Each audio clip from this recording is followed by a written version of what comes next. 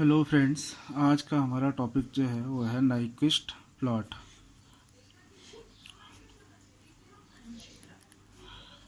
Nyquist plot में सबसे पहले जो हम देखेंगे वो देखेंगे नाइक्विस्ट स्टेबिलिटी क्राइटेरिया। स्टेबिलिटी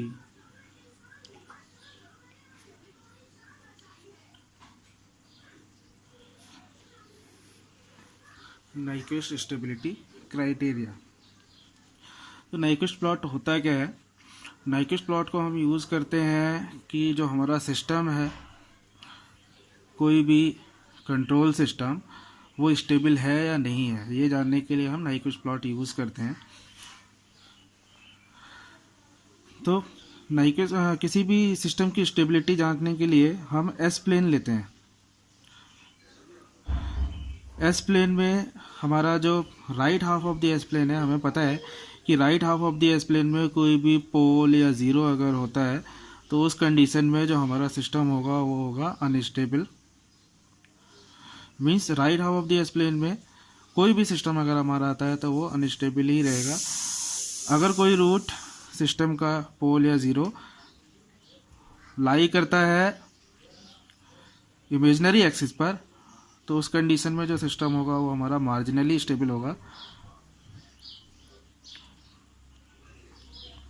और अगर लेफ्ट हाफ में किसी सिस्टम के रूट्स रहते हैं, चाहे वो पोल हो या ज़ीरो हो, तो उस कंडीशन में क्या होगा, जो सिस्टम है वो हमारा स्टेबल होगा। ठीक है, तो नाइक्विस्ट प्लॉट में हम क्या करते हैं, हम देखते हैं कि हमारा जो सिस्टम है वो अनस्टेबल तो नहीं है। अब सिस्टम अनस्टेबल कब होगा? जब complete right half of the s plane को हम मैप करेंगे। तो उसकी मैपिंग के लिए क्या करते हैं हम देखते हैं नाइक्विस्ट पाथ को। नाइक्विस्ट पाथ क्या होता है? नाइक्विस्ट पाथ एक ऐसा पाथ है जिसमें सारी पॉसिबिलिटीज़ होती हैं उन रूट्स को कि जिनके लिए सिस्टम अनस्टेबल होगा। तो नाइक्विस्ट पाथ एक ऐसा पाथ होगा जिसमें complete right half of the s plane को हम कवर करेंगे, उसके साथ साथ कंप्लीट इमेजिनरी एक्सिस को कवर करेंगे, क्योंकि इस पर अगर कोई रूट लाई करेगा तो वो सिस्टम को मार्जिनली स्टेबल बनाएगा या अनस्टेबल होने के भी चांसेस हैं।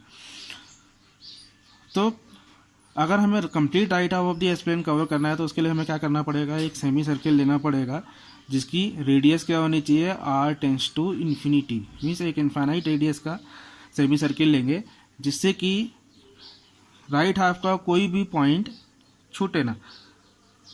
अब नाइक्विस्ट पाथ जो है उसको कैसे डिफाइन करेंगे, ये हमारा नाइक्विस्ट पाथ हो गया। मीन्स नाइक्विस्ट पाथ में कंप्लीट इमेजिनरी एक्सिस आएगा, positive imaginary axis, negative imaginary axis, और ये कंप्लीट जो सेमी सर्किल दिख रहा है जिसकी इन्फिनिटी, जिसकी रेडियस कितनी है, r टेंड्स टू इन्फिनिटी।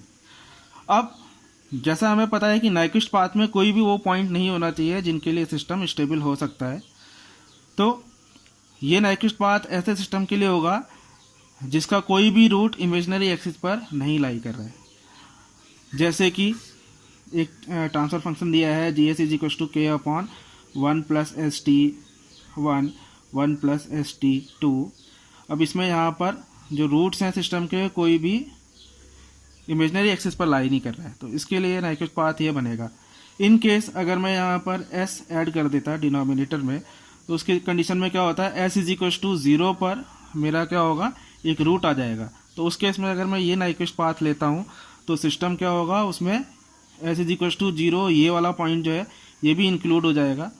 और इसे अगर मैं मैप करूँगा GS प्लेन में, एस प्लेन को, ये हमारा एस प्लेन है, इसे मैप करूंगा अगर GS प्लेन में, तो क्या होगा, जो पॉइंट है जिस पर सिस्टम मार्जिनली स्टेबल हो सकता है ये भी इंक्लूड हो जाएगा। ठीक है, तो उस कंडीशन में क्या करना पड़ेगा, मुझे हर वो पॉइंट्स जिनके लिए सिस्टम स्टेबल हो सकता है उन्हें मुझे एक्सक्लूड करना पड़ेगा। तो अब नया जो नाइक्विस्ट पाथ होगा वो कुछ ये होगा, इसमें जो स्मॉल सेमी सर्किल है इसकी रेडियस रो ले लेता हूँ मैं, ये टेंड्स होगी टुवर्ड्स 0, ताकि केवल यही पॉइंट एक्सक्लूड हो नाइक्विस्ट पाथ से। ठीक है, अब ये तो हो गया नाइक्विस्ट पाथ। अब बात करते हैं नाइक्विस्ट स्टेबिलिटी क्राइटेरिया की। नाइक्विस्ट स्टेबिलिटी क्राइटेरिया क्या कहता है, ये बेस करता है, डिपेंड करता है मैपिंग पर। मैपिंग के हिसाब से क्या होगा, जो क्राइटेरिया है वो कहता है कि n is equal to Z minus P होना चाहिए, जहाँ पर n क्या है, नंबर ऑफ इनसर्किलमेंट, और z जो होगा वो क्या हो गया, नंबर ऑफ जीरोस जो कि हमारे लाई कर रहे हैं right half of the s plane में, और p जो है, p है नंबर ऑफ पोल्स जो कि लाई कर रहे हैं हमारे right half of the s plane में। ठीक है, तो मैपिंग होती क्या है, पहले मैपिंग देख लेते हैं, मैपिंग का फायदा क्या है, फिर इसे समझेंगे। अब मान लिया ये मेरा एस प्लेन है, और एस प्लेन में एस की वैल्यू क्या है, ये 1 है, ये 2 है, तो 2 + 1j, ये मेरी s की वैल्यू हो गई, s = 2 + 1j, जो कि ये पॉइंट है। अगर इसे मैप करना है मुझे जीएस प्लेन में, और जीएस की वैल्यू मैंने मान ली है कि 2 + s है। ठीक है, जब इसमें मैप करेंगे हम, तो अब जीएस की वैल्यू क्या हो जाएगी, 2 + 2 + 1j, तो ये हो गया 4 + 1j।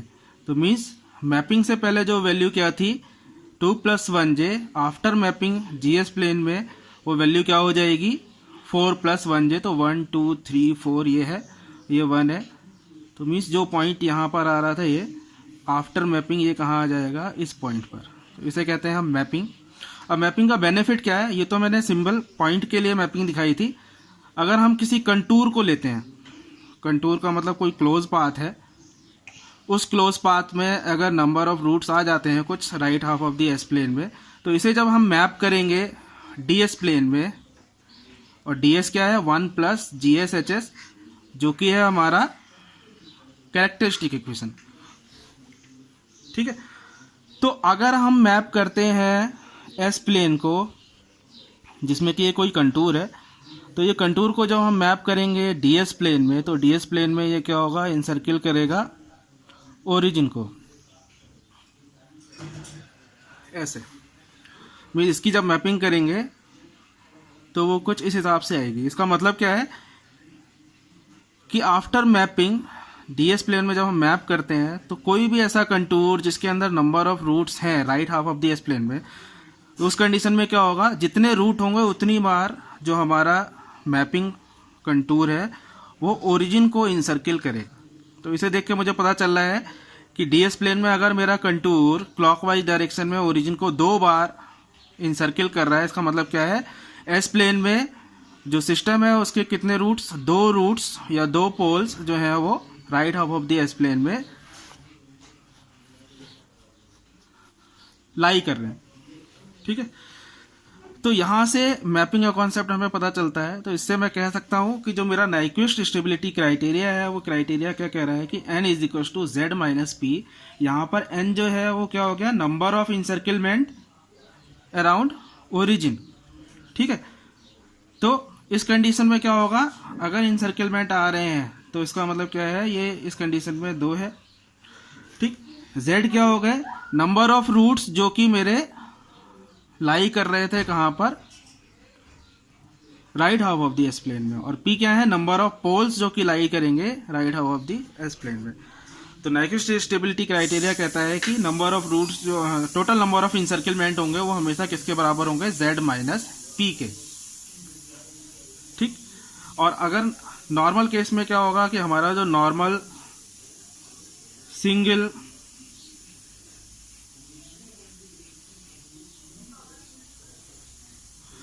सिंगल फीडबैक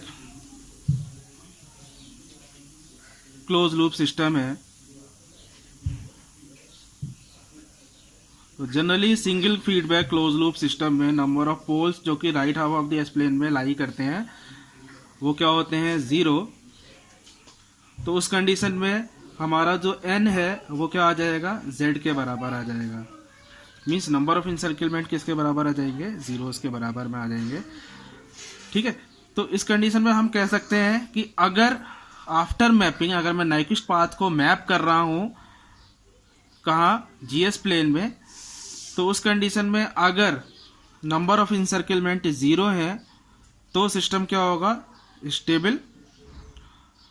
नॉट 0 है, नॉट = 0 है, तो सिस्टम क्या होगा, अनस्टेबल।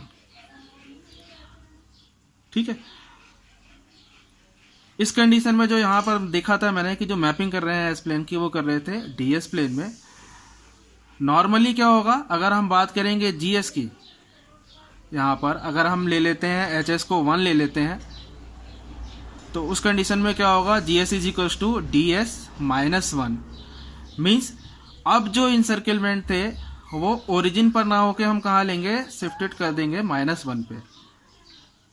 ठीक है, तो मीन्स स्टेबिलिटी के लिए हमें क्या फाइंड करना पड़ेगा कि नंबर ऑफ इंसर्किलमेंट -1 वाले पॉइंट पर कितने हैं। उस हिसाब से मुझे पता चलेगा कि right half of the s plane में कितने रूट्स लाई कर रहे हैं। इसे समझने के लिए एक न्यूमेरिकल के थ्रू इसे समझते हैं। देखिए, अगर जीएस दिया है हमारे पास k/1 plus ST1 1 plus ST2, ठीक है। इसके लिए पोलर प्लॉट हमने पिछले लेक्चर में देखा था कि पोलर प्लॉट क्या आएगा। तो सबसे पहले हम क्या करेंगे, इसके लिए हम नाइक्विस्ट पाथ को ड्रॉ करेंगे। अब इसका नाइक्विस्ट पाथ क्या आएगा, हमें पता है कि एस प्लेन में complete right half of the s plane को जो कवर करे ऐसा नाइक्विस्ट पाथ होता है। तो यहाँ पर नाइक्विस्ट पाथ जो आएगा वो आएगा ये ए से बी, बी से सी, डी और फिर ए। अब यहाँ पर कोई भी पोल ओरिजिन पर है नहीं तो इसलिए ये सिंपल नाइक्विस्ट पाथ हो गया। ठीक है, अब मुझे इस नाइक्विस्ट पाथ की मैपिंग करनी है। मैपिंग कैसे होगी, ए बी सेक्शन जो है, ए बी सेक्शन क्या है, इस ए बी सेक्शन के लिए इक्वेशन क्या बनेगी कि S is equal to j omega put करना है मुझे, जो कि क्या हो गया मेरा पोलर प्लॉट। और यहाँ पर ओमेगा जो होगा वो कहाँ से कहाँ तक लाई करेगा, 0 से इन्फिनिटी के बीच में। तो S is equal to j omega, ये पोलर प्लॉट में भी पुट कर रहे थे हम। डी ए सेक्शन में इक्वेशन जो होगी वो क्या होगी, S is equal to j omega, जहाँ पर ओमेगा जो है वो -इन्फिनिटी से 0 तक वेरी करेगा। मीन्स ये क्या हो गया हमारा, ये इसे हम कहेंगे inverse polar plot.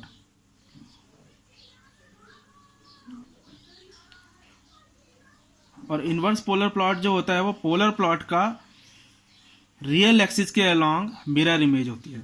Inverse polar plot क्या होता है, mirror image of polar plot along real axis. ठीक, और ये जो सेमी सर्किल दिख रहा है जिसकी रेडियस कितनी है, r टेंड्स टू इन्फिनिटी, इसकी इक्वेशन क्या होगी, S is equal to r e to the power j theta, where limit जो है इसकी r टेंड्स टू इन्फिनिटी होगी। और थीटा की वैल्यू जो होगी, थीटा कहाँ से कहाँ तक वेरी करेगा, -270 से 0 और 0 से -90। ठीक है, तो ये वेरी करेगा इस हिसाब से, -270 से 0, 0 से -90। अब इस प्रॉब्लम को देखते हैं। इस प्रॉब्लम के लिए नाइक्विस्ट पाथ हमें पता चल गया है। अब नेक्स्ट स्टेप क्या होता है, इस नाइक्विस्ट पाथ की मैपिंग। अब नाइक्विस्ट पाथ में 3 सेक्शन में ब्रेक कर लेता हूं मैं, A B, B C D और डी ए, पहला, दूसरा और तीसरा। ठीक, तो सबसे पहले मैपिंग करेंगे हम, मैपिंग ऑफ सेक्शन 1, जो कि क्या है हमारा ए बी सेक्शन। इसकी मैपिंग क्या होगी, पुट कर देंगे हम S is equal to j omega. ठीक है, तो जे ओमेगा जब पुट करेंगे तो जी जे ओमेगा आएगा हमारा k/1 प्लस जे ओमेगा T1 1 प्लस जे ओमेगा T2। अब यहाँ पर क्या करेंगे हम, इसका मैग्नीट्यूड निकालेंगे और फेज एंगल निकालेंगे। मैग्नीट्यूड आएगा इसका k/√1 plus omega square T1 square √1 plus omega square T2 square. ये अगर सीखना है कि कैसे निकालते हैं मैग्नीट्यूड तो प्रीवियस वीडियो मैंने डाली है पोलर प्लॉट की, उससे आप सीख सकते हैं। एंगल जो आएगा वो क्या आएगा, k के लिए 0 minus tan inverse omega T1 minus tan inverse omega T2। ठीक, नेक्स्ट स्टेप क्या होगा, एट ओमेगा इक्वल्स टू 0, ये दोनों चीज़ें हमें पता करनी है। तो मैग्नीट्यूड कितना आ जाएगा ओमेगा इक्वल्स टू 0 पर, देखिए के अपॉन 1 प्लस 0 स्क्वायर, ये 1 हो गया, ये भी 1 हो गया, तो मैग्नीट्यूड आएगा के। फेज एंगल आएगा 0, यहाँ 0 आएगा, ये भी 0 आएगा, ओमेगा जब 0 पुट करेंगे तो 0 degree. Next at omega equals to infinity पर मैग्नीट्यूड निकालना है मुझे, तो क्या आएगा 1 प्लस इन्फिनिटी, इन्फिनिटी हो गया, मीन्स के अपॉन इन्फिनिटी जब आएगा नंबर अपॉन इन्फिनिटी, तो कितना आएगा 0। और फेज एंगल कितना आएगा 0 माइनस टेन इनवर्स इन्फिनिटी, ये 90 हो गया, ये भी 90 हो गया, तो माइनस 90 माइनस का 180 डिग्री। ठीक है, तो इसका मतलब क्या हो गया, जो हमारा ए बी सेक्शन है उसे जब मैं ड्रॉ करूंगा जीएस प्लेन में, तो क्या आएगा, ये मेरा 0 डिग्री पर है, minus 90 degree, minus 180 degree, minus 270 degree. तो देखिए इनिशियल पॉइंट क्या आ रहा है, के मैग्नीट्यूड पर 0 डिग्री, यानी कि प्लॉट ऐसे शुरू होगा और टर्मिनेट कैसे होगा वो देखते हैं, 0 डिग्री या 0 मैग्नीट्यूड पर माइनस 180 डिग्री के अक्रॉस, मीन्स ऐसे टर्मिनेट हो रहा है, ये इनिशियल पॉइंट है। तो इन दोनों पॉइंट्स को जब मैं ड्रॉ कर दूंगा तो ये बन गया मेरा पोलर प्लॉट, मीन्स जो मेरा ए बी सेक्शन है इसकी मैपिंग जो हो रही है वो ये हो रही है। नेक्स्ट सेक्शन क्या है मेरा, अगला काम क्या होगा, सेक्शन 2 की मैपिंग करना।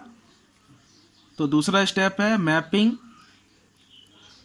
ऑफ सेक्शन 2, जो कि है हमारा डी ए। अब इसकी मैपिंग क्या होगी, ये यहाँ पर हम करेंगे put s is equals to j omega, जहाँ पर ओमेगा जो है वो माइनस इन्फिनिटी से 0 तक लाई कर रहा है। ये क्या हो गया हमारा mirror image of polar plot. तो mirror image of polar plot हम कहाँ लेंगे, रियल एक्सिस के अलाउंग, जैसा पहले बताया था मैंने। तो इसकी मैपिंग क्या आ जाएगी, ये, और डायरेक्शन क्या होगा, इसी डायरेक्शन को हम फॉलो करेंगे ऐसे। ठीक है, तो ये वाला सेक्शन जो था डी ए सेक्शन, इसकी मैपिंग आ रही है जैसा हमने यहाँ पर देखा है ये। अब रह गया हमारा section number 3, means semi circle of infinity radius. तो मैपिंग ऑफ सेक्शन 3 यानी कि बी सी डी, इसमें हम करेंगे put s is equals to limit r tends to infinity r e to the power j theta. ये जो equation होती है ये आर की इक्वेशन होती है। अब इसमें अगर मैं थीटा बढ़ाता चले जाऊंगा 0 से 360, तो ये सर्किल की इक्वेशन बन जाएगी। ठीक है, अब यहाँ पर मुझे आर करना है पुट इन्फिनिटी। तो देखिए क्या आएगा, जब मैं इस सेक्शन में पुट करूंगा आर इन्फिनिटी, तो G R e to the power j theta is equal to आ जाएगा K upon limit 1 plus R tends to infinity आ गया, 1 plus R e to the power j theta into T1, 1 plus R e to the power j theta T2। अब are जब infinity रखेंगे तो ये पूरा इन्फिनिटी आ जाएगा, तो ये वैल्यू क्या आ जाएगी, number upon infinity is equal to 0। और एंगल थीटा जो है वो कहाँ से कहाँ तक वेरी कर रहा था, यहाँ थीटा वेरी कर रहा था -90 से -270 से 0 और 0 से -90। तो अगर मैपिंग जो हो रही है मेरी ओरिजिन पर हो रही है, तो ओरिजिन पर अगर मैपिंग हो रही है तो थीटा कुछ भी वेरी करे 0 से या 270 से 0 से -90 या कुछ भी वेरी करेगा, तब भी ये मैप कहाँ पर होगा, ओरिजिन पर। तो इसकी मैपिंग कहाँ आएगी, ये डॉट जो है ये किसे रिप्रेजेंट कर रहा है, इस सेमी सर्किल को। ठीक है, तो ये बन गया मेरा नाइक्विस्ट प्लॉट, किसके लिए, प्रॉब्लम नंबर 1 के लिए। अब यहाँ से अगर मुझे बताना पड़े कि ये सिस्टम जो है ये स्टेबल है या नहीं है, तो हम कैसे बताएंगे। तो देखिए -1 वाला पॉइंट कहीं यहाँ आ रहा होगा। मैंने बताया था नाइक्विस्ट स्टेबिलिटी क्राइटेरिया क्या बताता है कि अगर पोलर प्लॉट मेरा -1 वाले पॉइंट को इनसर्किल कर रहा है तो सिस्टम क्या होगा, मेरा अनस्टेबल होगा। अब यहाँ पर नंबर ऑफ इनसर्किलमेंट मीन्स -1 वाले पॉइंट को इनसर्किलमेंट कितनी बार कर रहा है, 0। ठीक है, नॉर्मली सिस्टम में पोल जो है राइट हाफ में वो 0 है, इसका मतलब क्या होगा, z इक्वल टू है जो वो भी 0 होगा। इसका मतलब क्या है, सिस्टम का कोई भी root, no root lies on right half of s plane. Means system जो है वो क्या होगा, स्टेबल होगा। ठीक है, तो इस हिसाब से हम बाकी सिस्टम्स के लिए भी पोलर नाइक्विस्ट प्लॉट जो है वो ड्रॉ कर सकते हैं। हमें देखना ये है कि जो नाइक्विस्ट प्लॉट है वो इस -1 वाले पॉइंट को इंसर्किल कर रहा है या नहीं कर रहा है।